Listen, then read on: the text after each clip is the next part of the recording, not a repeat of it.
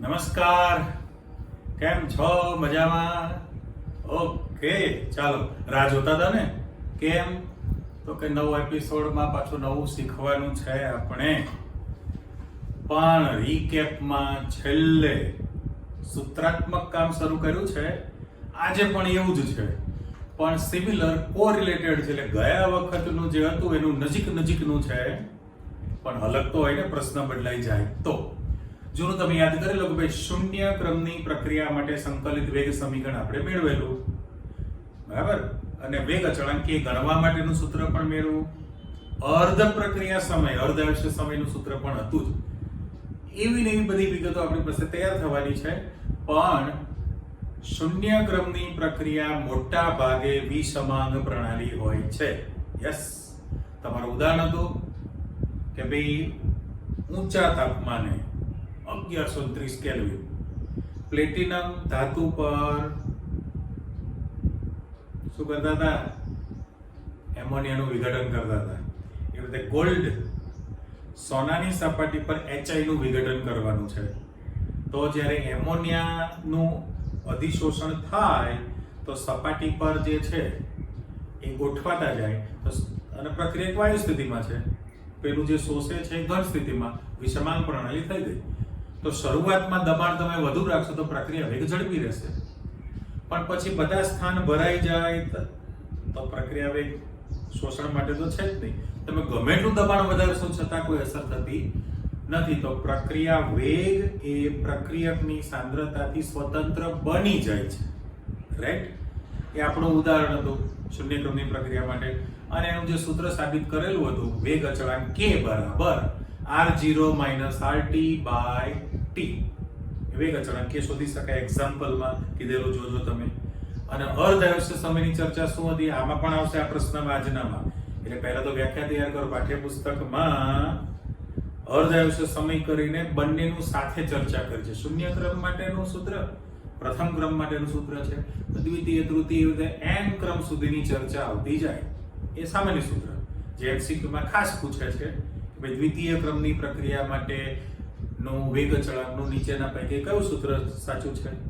અર્ધ આયુષ્ય સમય માટેનું કયું સૂત્ર સાચું છે? તો એ ફોર્મ્યુલા પરથી તમે પછી નક્કી કરી શકો. નંબર 1. પણ જૂનું યાદ કરી લો વ્યાખ્યા કે ભાઈ પ્રક્રિયકની પ્રારંભિક શરૂઆત, ઇનિશિયલ, કોઈ પણ શબ્દ વાપરો. પ્રક્રિયકની પ્રારંભિક સાંદ્રતા માં ઘટાડો થઈને અડધી કૌંસમાં 50% થવા માટે તેમાં લાગતા જરૂરી સમયને અર્ધ આયુષ્ય સમય T હાફ કહેવાય. T હાફ કહેવાય, T 0.5 કીધેલું, અને T 50% પણ લખાય. અડધું બનવા માટે લાગતો સમય કહેવાય. બરાબર? ઘણી બધી વ્યક્તિ બોલતો એટલે આપણે બોલે આ ડોસી પા ડોસી, એટલે ખબર પડી. આ ડોસી એટલે આખા ડોસી છે એટલે માજી છે એવું કહીએ, અને પા ડોસી એટલે 25 વર્ષના. 100 ના 2 ભાગ પડતો અડધું થશે, એનું અડધું એટલે પા, એટલે પા ડોસી કહેવાય. એટલે 25 વર્ષ થઈ ગયા કહેવાય. અને એનાથી વધારે તમે જાઓ તો શું કે ઘણા બોલતા એજ થઈ ગયા, 50 ક્રોસ કરી નાખે કે ભાઈ અમારી તો અડધી હાફ સેન્ચુરી પતી ગઈ છે, અડધી જ રહી છે. અને એનાથી પછી ઉપર ના હોય ને 10-15 વર્ષ આગળ જતા રહે તો કે બહુ ગઈ થોડી રહી, એમ શબ્દ વાપરે. અને ઘણા તો પાછા એમ પણ બોલતા હોય 85 ઉપર ના હોય કે બસ અમે તો ખરતું પાન કહેવાય, ક્યારેક કોલ આવે ઉપરથી, આ બધું બોનસમાં જીવીએ છે. બોનસ શબ્દ વાપરે. એટલે દરેકની એજ પ્રમાણે સ્ટેટમેન્ટ બદલાતા રહેતા હોય આની અંદર. એટલે ફરી વ્યાખ્યા આપણે તૈયાર કરી નાખીએ કે પ્રક્રિયકની પ્રારંભિક સાંદ્રતામાં ઘટાડો થઈને અડધી 50% થવા માટે તેમાં લાગતા જરૂરી સમયને અર્ધ પ્રક્રિયા સમય T હાફ કહે છે. બરાબર? ગ્રાફની અંદર પણ તમે ગ્રાફ તો પ્લોટ કરવો જ પડે, કારણ કે T બરાબર 0 સમય, એ વખતે પ્રક્રિયકની મૂળ સાંદ્રતા R0 ચોક્કસ જ્ઞાત જાણીતી સૌથી વધુ. પણ જેમ સમય વધતો જાય એમ પ્રક્રિયકની સાંદ્રતામાં શું થાય? ઘટાડો થાય. ગ્રાફ પ્લોટ કરો, જે પ્રાયોગિક અવલોકનો હતા.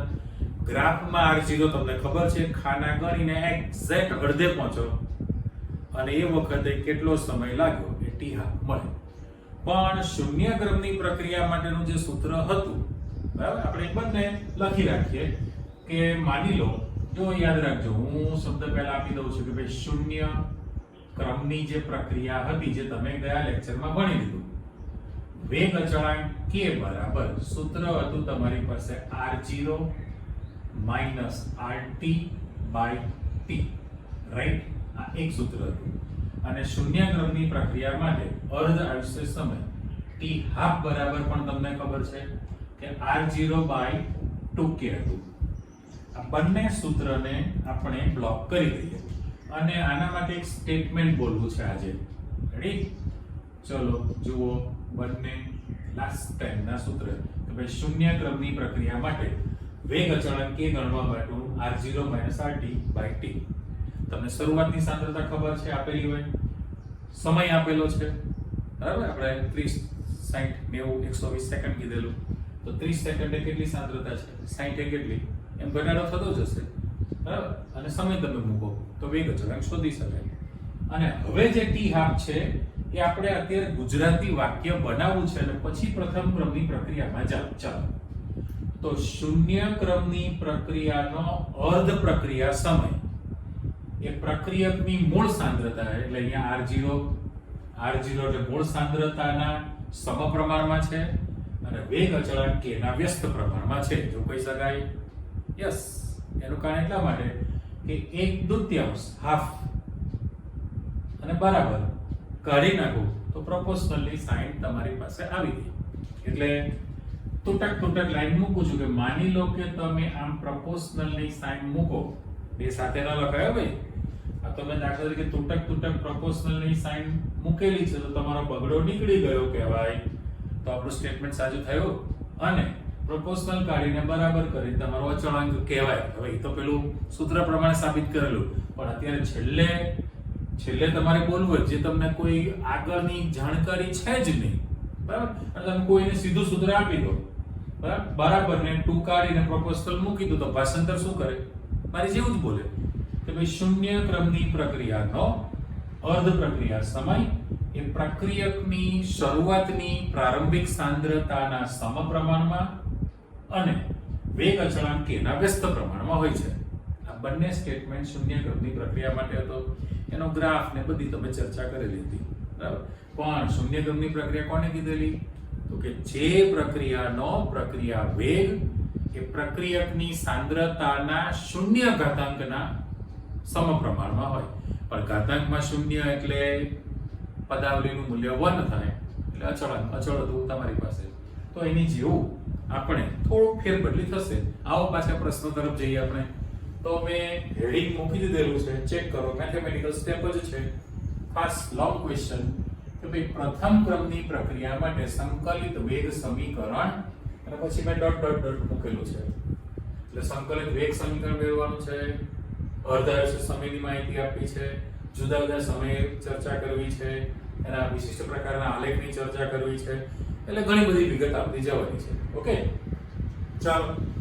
તો મારે અહીંયા આગળ એક પ્રક્રિયા લખવી છે, એટલે હતું એમ તેમ જ આ તમારી કાલ્પનિક જે પ્રક્રિયા છે R2T લખી નાખ્યો. પણ આ કોના માટે લાગુ પડે છે? માત્ર પુરોગામી પ્રક્રિયા માટે. એવું પણ મેં આપી દીધું, બરાબર? ઉપર તમારે સ્ટેટમેન્ટ તો પછી કરવાનું છે કે ભાઈ પ્રથમ ક્રમની પ્રક્રિયા કોને કહેવાય. પ્રથમ ક્રમની પ્રક્રિયા તમે કોને કહેશો? એ તો બરાબર છે, બરાબર? કે ભાઈ ક્રમ જે પ્રક્રિયામાં પ્રક્રિયકનો માત્ર એક જ અણુ, પરમાણુ કે આયન ભાગ લેતો હોય, આયનને કાઢી નાખો, અણુ કે પરમાણુ ભાગ લેતો હોય તો એને પ્રથમ ક્રમની પ્રક્રિયા કહેવાય. તો જે પ્રક્રિયામાં પ્રક્રિયકના 2 અણુ કે પરમાણુ પ્રક્રિયામાં વપરાતા હોય, ભાગ લેતા હોય તો દ્વિતીય ક્રમ થયો. 3 અણુ તો તૃતીય ક્રમ, 4 અણુ ચતુર્થ, એમ ચાલે n ક્રમ સુધીની પ્રક્રિયા કહેવાય. પણ આણ્વિકતા યાદ છે ને? આણ્વિકતા ક્યાં સુધી તમે મેળવી શકો છો? કોના માટે લાગુ પડે આણ્વિકતા? તો કે એલિમેન્ટરી, પ્રાથમિક, પ્રારંભિક પ્રક્રિયા એક જ સ્ટેપમાં થાય એની આણ્વિકતા નક્કી કરી શકાય. પણ એક કરતા વધુ તબક્કામાં પ્રક્રિયા થતી હોય, એટલે કે 2 અથવા 2 કરતા વધુ, તો એને કોમ્પ્લેક્સ સંકીર્ણ પ્રક્રિયા કહેવાય. અને સંકીર્ણ પ્રક્રિયાનો આણ્વિકતા નક્કી કરી શકાતી નથી. કેમ? તો કે વધુમાં વધુ તમે 3 સુધી લઈ શકો. 4 પ્રક્રિયકના અણુ અથડાય એવી તમે કલ્પના કરો તો 4 થી વધુ તમે એવી ભાગ્યે જ પ્રક્રિયા જોવા મળે 3 સુધી, એના પછી મળતી નથી. તો અહીંયા આગળ તમે જે પ્રક્રિયા વિચારેલી છે એ R2P પણ એ પુરોગામી પ્રક્રિયા માટે છે. તો ઉપરોક્ત પ્રક્રિયા માટે આપણે પ્રક્રિયા વેગ લખવો છે ને, પ્રક્રિયા વેગ લખવું તો minus dr by dt okay બરાબર k ઇન્ટુ r ની સાંદ્રતા લખી શકાય. પણ પ્રથમ ક્રમની પ્રક્રિયા છે, પ્રથમ ક્રમની પ્રક્રિયા એટલે ઘાતાંકમાં હું એકડો લખું છું તો પેલું શૂન્ય ઘાતાંક હતું અને અહીંયા તમારી પાસે ઘાતાંકમાં એકડો છે ને તો એના સમપ્રમાણમાં થયું કહેવાય કે નહીં? બરાબર. અત્યારે પ્રક્રિયા વેગ બરાબર 12મું ધોરણ થયું, અને ભૂલી જાવ તો પ્રક્રિયા વેગ બરાબર k ઇન્ટુ r 11મું ધોરણ બરાબર ને k કાઢી નાખું તો તમારી પાસે પ્રોપોર્શનલ થઈ ગયો. તો હવે સ્ટેટમેન્ટ આવે છે બરાબર કે ભાઈ પ્રથમ ક્રમની પ્રક્રિયાનો પ્રક્રિયા વેગ એ પ્રક્રિયકની સાંદ્રતાના 1 ઘાતાંકના સમપ્રમાણમાં હોય છે. હજુ ફરીવાર, પ્રથમ ક્રમની પ્રક્રિયાનો પ્રક્રિયા વેગ એ પ્રક્રિયકની સાંદ્રતાના 1 ઘાતાંકના સમપ્રમાણમાં હોય છે. તે પ્રથમ ક્રમની પ્રક્રિયા થઈ. હવે આપણે આગળ વધતા જઈએ તો પ્રક્રિયા વેગનું સૂત્ર તમે લખ્યું છે અને આ a બરાબર b, b બરાબર c છે, તો તમે કોઈ પણ બે પદ સરખાવી શકો. ચાલો તો પછી મારે અહીંયા લખવું તો માઈનસ dr અત્યારે, અને r વાળું પદને નીચે લઈ લો આપને વાલે, અને અહીંયા k ઇન્ટુ dt લખી શકાય કે નહીં? k ઇન્ટુ dt લખી શકાય, રાઈટ? અને માઈનસ નિશાની જે છે એ સામે લઈ લઉં છું હવે. એટલે ફરી તમે જુઓ કે બે r વાળા પદ સાથે રાખવા છે, dr બાય r કરું છું તો માઈનસ નિશાની હવે હું કાઢી નાખું છું, સામે લઈ લઉં તો બરાબર માઈનસ k ઇન્ટુ dt લખી શકાશે કે નહીં? રેડી? ફાઇન. તો આ જે સમીકરણ આપેલું છે, આ જે સમીકરણ એનું આપણે સંકલન કરવું છે. એટલે ફરી પાછું શબ્દ મૂકી દઈએ કે ભાઈ ઉપરોક્ત સમીકરણનું સંકલન કરતા. પણ હવે જે સંકલન છે એ સંકલન નિશાની કે અત્યારે આપણે dr બાય r લખીએ છે, dr બાય r.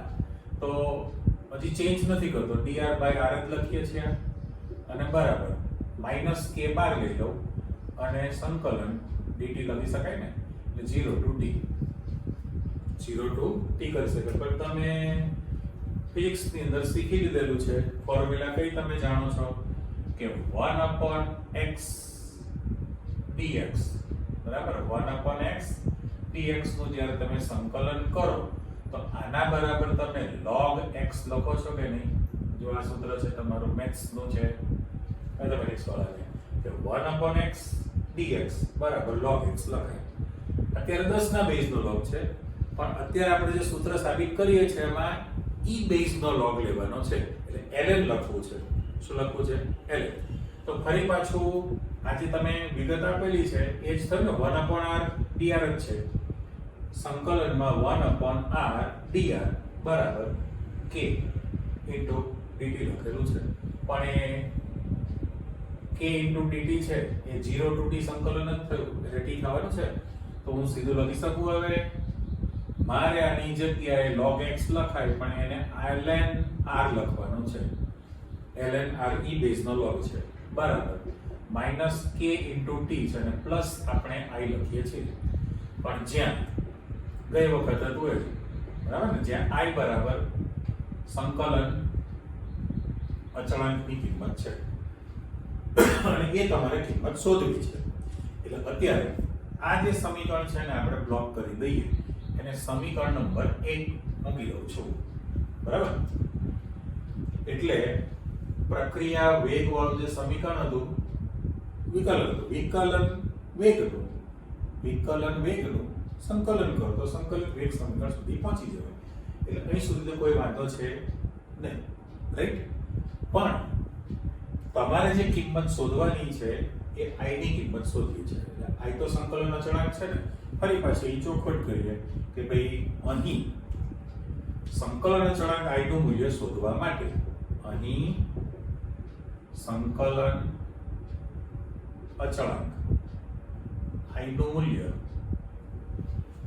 t બરાબર 0 સમયે, જો આ ગયા વખતે પણ આ જ હતું, t બરાબર 0 સમયે સાંદ્રતા r0, મૂળ જે સાંદ્રતા છે એ સાંદ્રતાને rt લઈ શકાશે.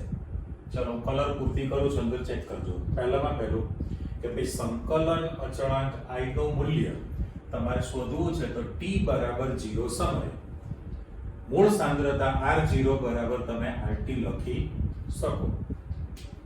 r0 બરાબર rt લખી શકાય. તો હવે ઉપરનું જે સૂત્ર છે મૂળ સાંદ્રતા એટલે t સમયે સાંદ્રતા r0 બની જાય કે નહીં. જો એ શબ્દ કે મૂળ સાંદ્રતા જે છે તમે r0 લઈ શકો. તો મારે હવે મૂળ સાંદ્રતા લેવી હોય તો આ પદ મારે અહીં કાઢી નાખવું પડશે એટલે r0 લઈ શકાય. તો ફરી પાછી કિંમત મૂકી દો. ઉપરના સૂત્રમાં ln r ની જગ્યાએ એટલે એક્ચ્યુઅલી તમારે t બરાબર 0 સમયે મૂળ સાંદ્રતા r0 લઈ શકાશે. એટલે આપણે એમને રહેવા દઈએ છીએ. તો જો હું r ની જગ્યાએ ln r0 લખું છું -k ગુણ્યા બ્રેકેટમાં 0 લખ્યું છે અને ઇન્ટુ i છે. ધેરફોર તમારી પાસે i બરાબર શું લખાશે? ln r0 લખી શકાય. આ સમીકરણને બ્લોક કરી દો. બરાબર. ઉપરોક્ત i નું મૂલ્ય સમીકરણ 1 માં મૂકી દો. જો તમારું સ્ટેટમેન્ટ છે કે ઉપરોક્ત i નું મૂલ્ય જે છે સમીકરણ 1 માં મૂકી દો તો તમારી પાસે જે ફાઇનલ સૂત્ર તૈયાર થાય એ ln r જો માઈનસ k ઇન્ટુ ટી તો છે અને i ની કિંમત તમારે ln r0 લખવાની તૈયાર થશે ને. આ જે સમીકરણ છે એ તમારું આને બ્લોક કરી દઉં છું અને આ સમીકરણ તમારે આગળ પાછું કરવાનું છે. હવે એ જે સમીકરણ છે તમારી સ્ટ્રેટ લાઈન નો y બરાબર mx c વાળું સમીકરણ બને છે કે નહીં? હા. કેમ? તો કરો ચેક. આ જે સીધી રેખા માટેનું સમીકરણ બન્યું એમ તમારી પાસે ઢાળ છે તો ઢાળની કિંમત કેટલી થઈ? -k તૈયાર થઈ ને. તો x સમય t થયો, y ln r થયો, ln r બને. તો એ જે સમીકરણ તમારું સીધી રેખાનું સમીકરણ તૈયાર થયેલું કહેવાય. બરાબર. પછી આપણે આલેખમાં જઈએ છીએ પણ આને થોડું આગું પાછું કરતા જઈએ તો kt ને સૂત્ર કરતા કરી એટલે પેલું પાછળ જશે વધુ આગળ. તો મારે પહેલા આપણે સૂત્ર સાબિત કરી દઈએ. અહીંયા લખો તો k * t બરાબર ln r minus ln r0 લખાશે ને. ઓકે. તો k ને સૂત્ર કરતા કરી નાખીએ તો ln r જે ln r minus ln r0 છે ln r minus ln r0 એને ln r upon ln r0 લખી શકાય કે નહીં? કારણ કે માઈનસ છે લોગેરિધમ પ્રમાણે મારે લખવું તો r ના છેદમાં જો ક્રોસ લીધું છે મેં r0 લખી શકાય. પણ હજી તમારે શું રાખવું પડે? k * t છે એટલે હું જો k * t એમનેમ જ રહેવા દઉં તો આની જગ્યાએ તમે ભાગાકાર કર્યો અને k બરાબર લખવું હોય તો 1/t into ln r upon r0 લખી શકાય. એટલે અત્યારે આ સમીકરણને ફરી પાછું બ્લોક કરી દઉં છું. આ સમીકરણને આપણે બ્લોક કરી દીધેલું છે. રાઈટ. તો વેગ અચળાંક છે પણ જો આને તમે સાદા લોગમાં લઈ જાઓ એટલે ઉપરોક્ત સમીકરણને સામાન્ય ઘાતાંકમાં લખતા એટલે સામાન્ય લોગ કોને કહે છે? 10 ના બેઝનો. તો મારી પાસે ચેન્જ શું આવે? k બરાબર 2.303 / t log પણ એનો બેઝ થઈ જાય 10. તો અહીંયા r upon r0 છે. પણ હવે અહીંયા જુદા જુદા સમય છે એટલે મારે t સિમ્બોલ વાપરી શકાય ને. તમે જુદા જુદા સમયે લખવાના છે એટલે હું જો કલર બદલી નાખું છું કે t સમયની સાંદ્રતા છે એટલે rt અને r0 આપણે આપી દીધું. તો અત્યારે જે આ જે સમીકરણ છે એના ગ્રાફ ઉપર આપણે જવું છે. એક્ઝામ્પલ ગણવા માટેનું આ સમીકરણ આવી ગયું. આ બંને વેગ અચળાંક કે જ દેખાય છે, બંનેમાં પ્રક્રિયા વેગ અચળાંક કે ની જ વેલ્યુ છે, પણ પહેલું જે સમીકરણ છે એ ln e બેઝના લોગમાં છે અને એને સામાન્ય ઘાતાંકમાં તમે કન્વર્ટ કરી નાખો એટલે રાશિ આવી ગઈ. તો જે રીતે જો બાજુમાં શૂન્ય ક્રમની પ્રક્રિયા માટેનું જે સમીકરણ હતું વેગ અચળાંક k શોધવાનું, એવું એક્ઝામ્પલ ગણવા માટે પ્રથમ ક્રમની પ્રક્રિયાનો વેગ અચળાંક k શોધવા માટેનું સૂત્ર બની ગયું. હવે આમાં તમને ત્રણ કિંમતો આપેલી હોય. પ્રક્રિયકની પ્રારંભિક શરૂઆતની સાંદ્રતા આપેલી છે. પ્રક્રિયા સ્ટાર્ટ થાય તો એમ માનો કે 5 10 15 20 25 મિનિટ છે, તો 5 મિનિટે એટલે સમય 5 મિનિટ એ વખતે પ્રક્રિયકની સાંદ્રતા પ્રાયોગિક રીતે માપવાની મળી ગઈ. તો શરૂઆતની સાંદ્રતા તમારી પાસે જ્ઞાત ચોક્કસ જાણીતી હતી, આ ખબર છે, બરાબર. તો માત્ર ફરી શકે એવી રાશિ કઈ થઈ તો કે સમય બદલાશે એ વખતે પ્રક્રિયકની સાંદ્રતા બદલાય. સમય બદલાય પ્રક્રિયકની સાંદ્રતા બદલાય એટલે ઘટશે. આ બંને આંકડા તમારી પાસે હોય, પેલું તો આપેલું છે, તો તમે વેગ અચળાંક k શોધી શકો, બરાબર. ચલો હવે એ જે આલેખ છે એ આલેખની અંદર બંને માટેનો ગ્રાફ તૈયાર થાય. બંને માટે જો આપણે ગ્રાફ તૈયાર કરવો હોય તો મેં કહ્યું પ્રમાણે પાછા સમીકરણમાં આવી જાવ કે ભાઈ ln r બરાબર -k * t. ln r 0 તૈયાર થયું ને, તો y બરાબર mx + c પ્રમાણે તમારી પાસે ચલ કયા છે? સમય તો કે x છે, ln r તો કે y છે, અને ln r0 મૂળ સાંદ્રતા ચોક્કસ અચળ, તો c તમારી પાસે અચળાંક બને. તો આનો જ જો તમારે ગ્રાફ દોરવો હોય, બરાબર, તો સીધી રેખા મળશે. એ ટુકડો આપણે મૂકવાનો છે અથવા આ સાઈડે મૂકીશું, એ બાજુ મૂકીશું અંદાજ આવે. પણ એના બદલે જે તમે સામાન્ય લોગમાં કન્વર્ટ કરી નાખવાના છો અને એના માટે ગ્રાફમાં જવું હોય તો આ જ સમીકરણ જે છે એને થોડું આગું પાછું કરી નાખો. કેવી રીતે? તો કે હતું એકદમ ચલમાં કન્વર્ટ છે, તો ઉપરનું જો સમીકરણ દેખાય છે, બરાબર, તો ઉપરોક્ત સમીકરણની પુનઃ ગોઠવણી કરું છું. કયો શબ્દ વાપર્યો મેં? આ જ સમીકરણની જો તમે પુનઃ ગોઠવણી કરો, પુનઃ ગોઠવણી કરી દીધી છે, બરાબર, તો કેવું બનશે? પાછું કરી દો છૂટું. તો મારે k * t છેદમાં 2.303 કરી નખાય. જો k * t છેદમાં 2.303 મેં કરી નાખ્યો આ પદ, અને બરાબર કરીને આને હું છૂટું પાડી દઉં પાછું, તો log base 10 rt minus log base 10 r0 લખી શકાય કે નહીં? ફરી આજે અહીંયા જે માઈનસ જે હતું એને તમે ભાગાકારમાં કર્યું છે, તો ભાગાકાર છે ને તમે છૂટું પાડી દીધું છે, કરેક્ટ? એ સમીકરણને ફરી પાછું આગું પાછું કરી નાખો, તો મારે આવું લખાય log r બેઝ એનો 10 છે, log rt એટલે જુદા જુદા સમયની સાંદ્રતા છે, t એટલે જુદો જુદો સમય છે, બરાબર.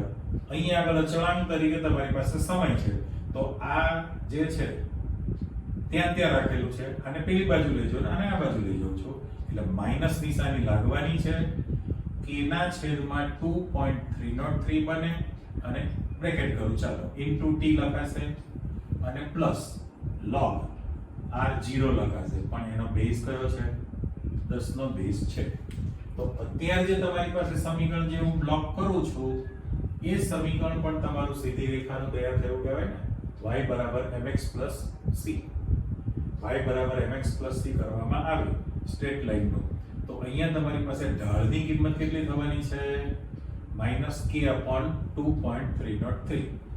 તમારા બે ચલ છે, સમય અને સાંદ્રતા, અને r0 તમારી પાસે અચળ છે.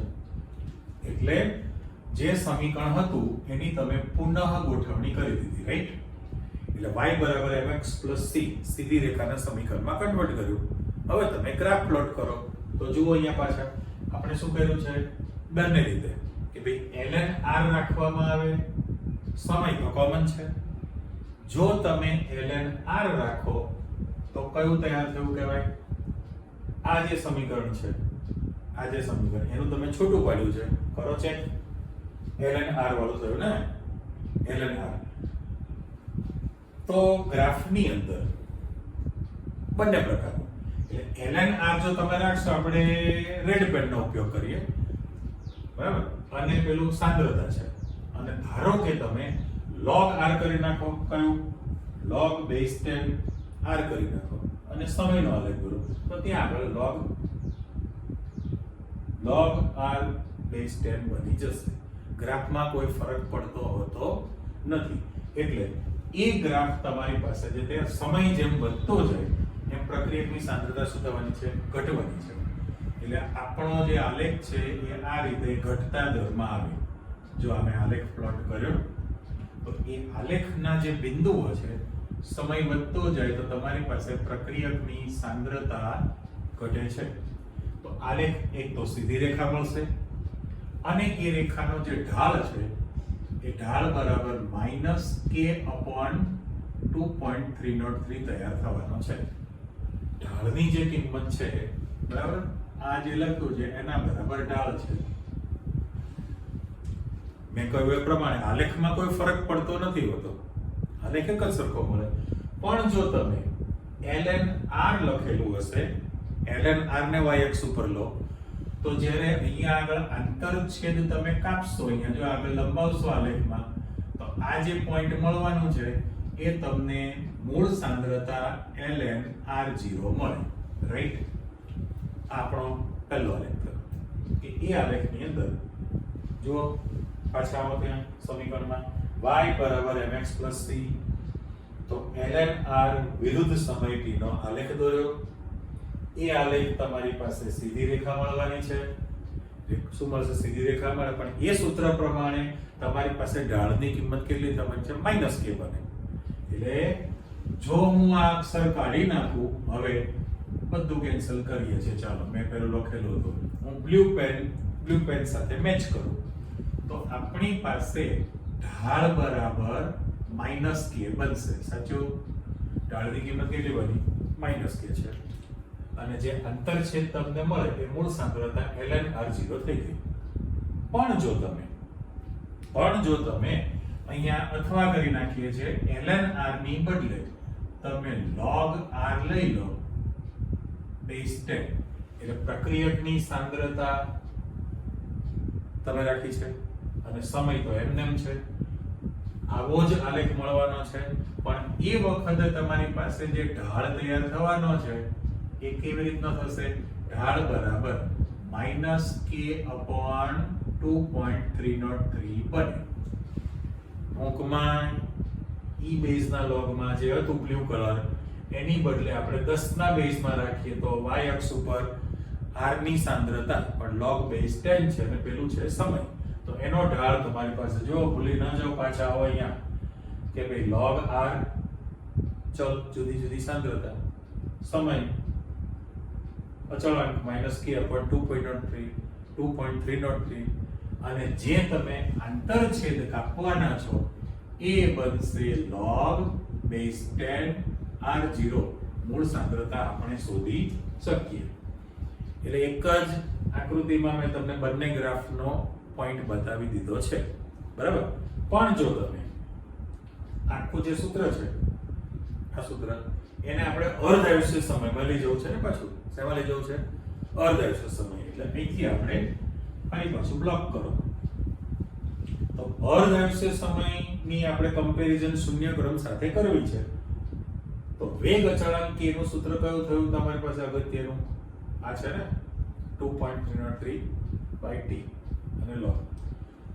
તો હવે પ્રથમ ક્રમની પ્રક્રિયા માટે વેગ અચળાંક k ગણવા માટેનું સૂત્ર આપણને ખબર છે.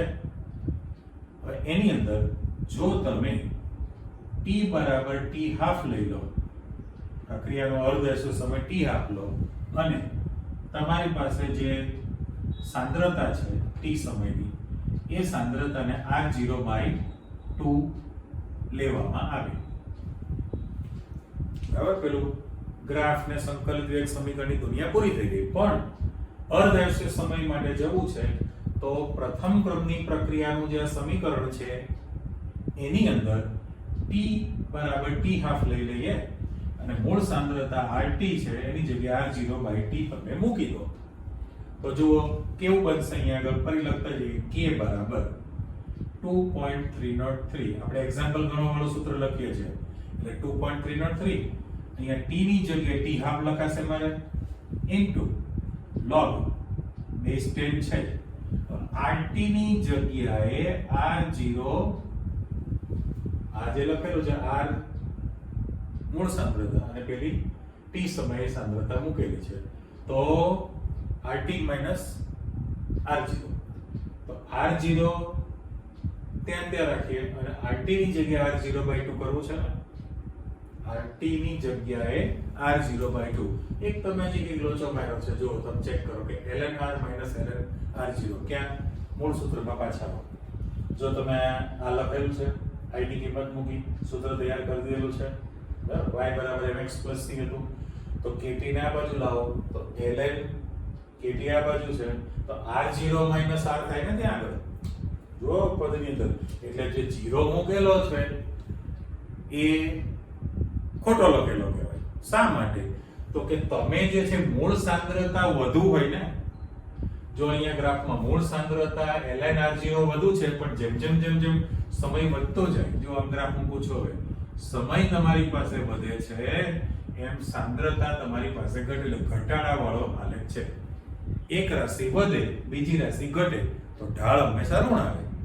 તો પછી અહીંયા તમે જે મૂકેલું છે મૂળ સાંદ્રતા તમારી પાસે કેવી હોવી જોઈએ વધુ હોવી જોઈએ એટલે જે 0 છે એ તમારી પાસે અહીં કેન્સલ કરો એટલે r0 r લખાશે તો નીચે પણ તમારી પાસે ln r0 r લખાશે તો k બરાબર 1/t ln r0/r લખાશે સાદા લોગમાં કન્વર્ટ કરી નાખશો તો અહીં તો તમારી પાસે જે છે એ તો એમને r0 કરવું પડશે અને આ t સમય સાંદ્રતા છે t એટલે કે લોગમાં કન્વર્ટ કરો ત્યારે તો આને હું કાઢી નાખું છું બરાબર તો તમારી પાસે વેરિયેબલ રાશિ કોણ થઈ કહેવાય r0 મૂળ સાંદ્રતા આપેલી છે જુદા જુદા સમયે પ્રક્રિયકની સાંદ્રતા આપેલી હોય આ બે આંકડા તમે જાણો છો તો k શોધી શકાય k1 k2 k3 પછી સરેરાશ લઈ લો તો એના પ્રમાણે આખું જે સૂત્ર બનશે તો ફરી પાછા આવો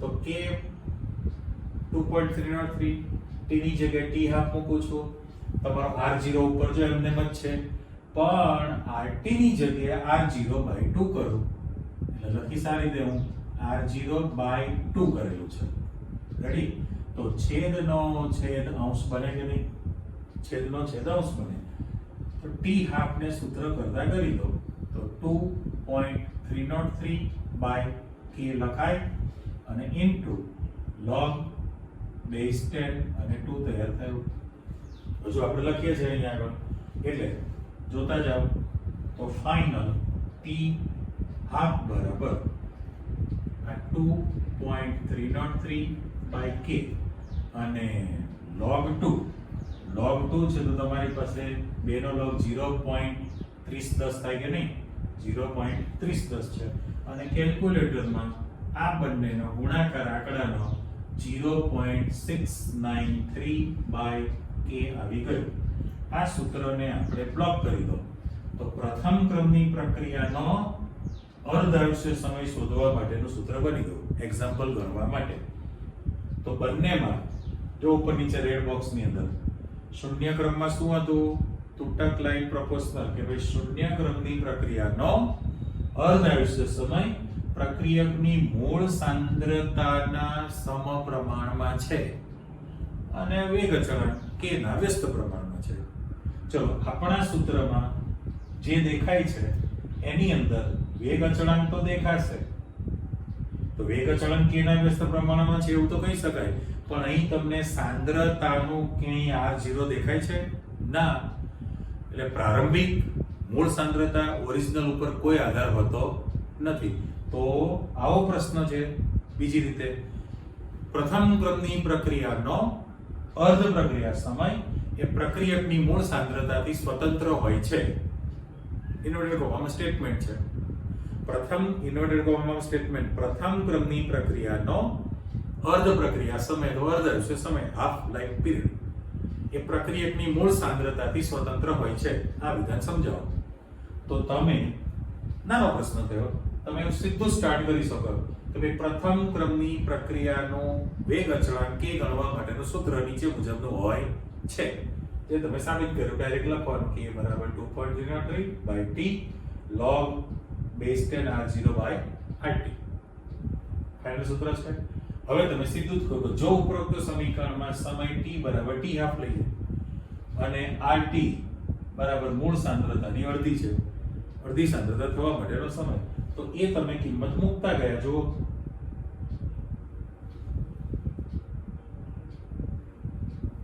પ્રથમ ક્રમની પ્રક્રિયાનો અર્ધાયુષ્ય સમય એ પ્રક્રિયકની મૂળ સાંદ્રતાથી સ્વતંત્ર હોય છે, એને કોઈ લેવા દેવા હોતું નથી. એટલે અત્યારે તમારી પાસે ત્રણ વસ્તુની સમજૂતી આવી કે ભાઈ પ્રથમ ક્રમની પ્રક્રિયાનું સંકલિત વેગ સમીકરણ તમે આખું ડિરાઈવ કર્યું, બરાબર. એના ગ્રાફ સાદા y બરાબર mx c માં કન્વર્ટ કરીને એનો તમે બંને પ્રકારનો ગ્રાફ પણ લઈ લીધેલો છે, રેડી. અને પછી અર્ધાયુષ્ય સમય માટેનું સૂત્ર તૈયાર થયું કહેવાય.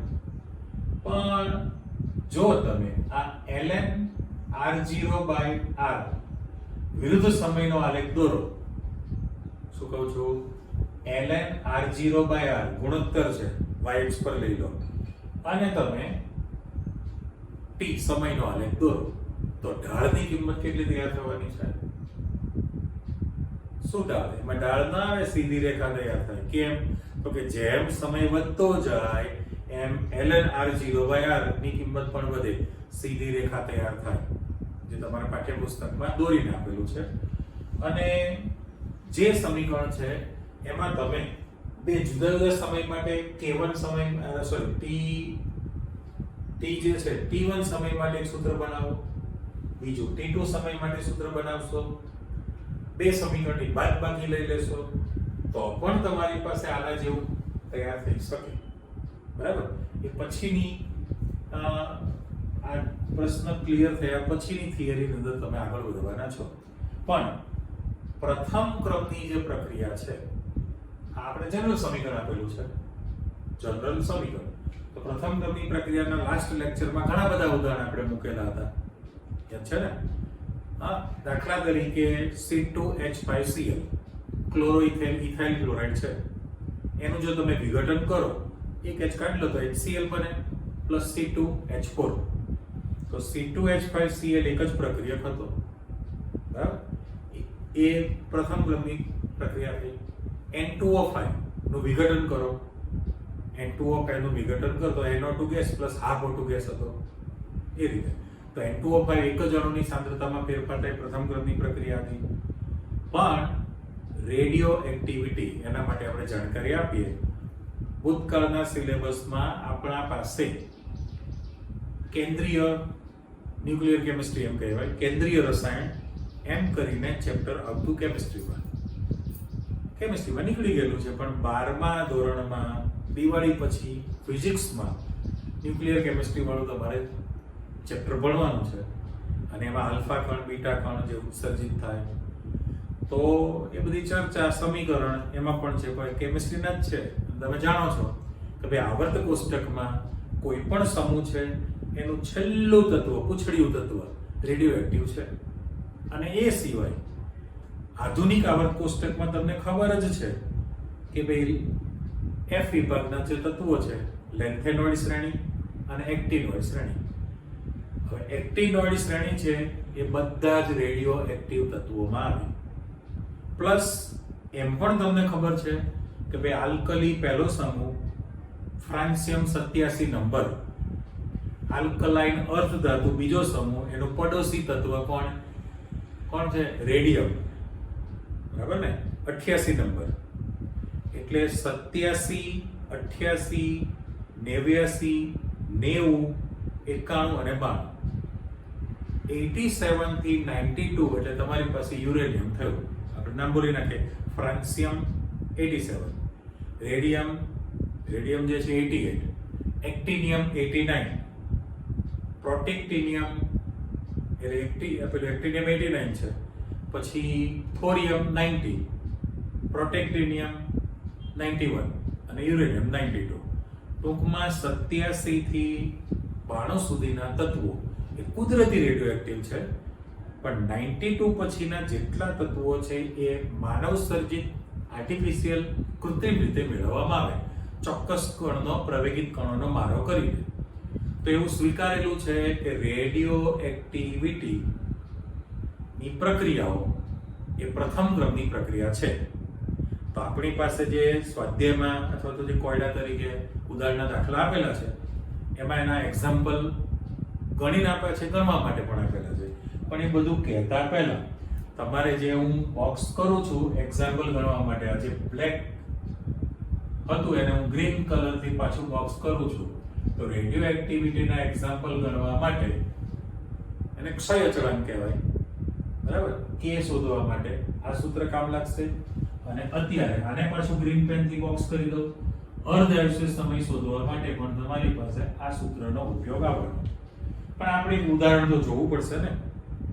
ઘણા બધા આવશે ફિઝિક્સમાં તો, પણ આપણે એક સમીકરણ લખીએ.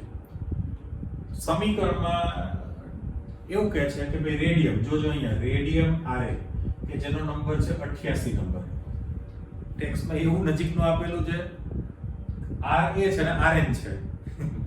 રેડિયમ આરે છે ને રેડોન આરએન થયું ને. તો જોઈશું બીજું સમીકરણ આપું છું, પણ અત્યારે પાઠ્યપુસ્તક વાળું સમીકરણ જો કે રેડિયમ 88 નંબર અને એનો પરમાણુ ભાર, પરમાણુ ક્રમાંક Z ફિક્સ હોય પણ પરમાણુ દળાંક તમારી પાસે જુદો જુદો હોવાનો, બરાબર? તો એમાં 228 લખ્યું છે આપણે, 88 228.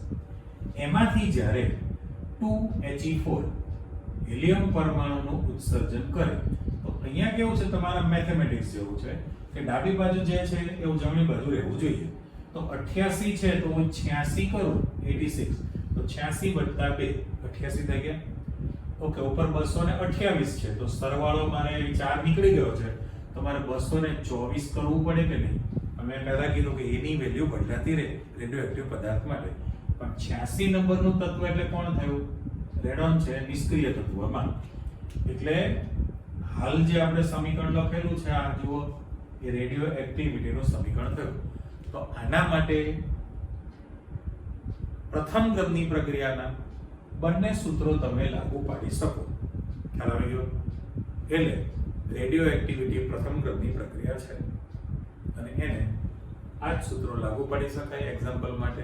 એટલે આજની તારીખે તમારી પાસે પ્રથમ ક્રમની પ્રક્રિયાનું સંકલિત વેગ સમીકરણ, અર્ધ આયુષ્ય સમીકરણ, એનો ગ્રાફ, રેડિયો એક્ટિવિટી માટેની એની ઉપયોગિતા, એની બધી ચર્ચા આવી ગયેલી છે.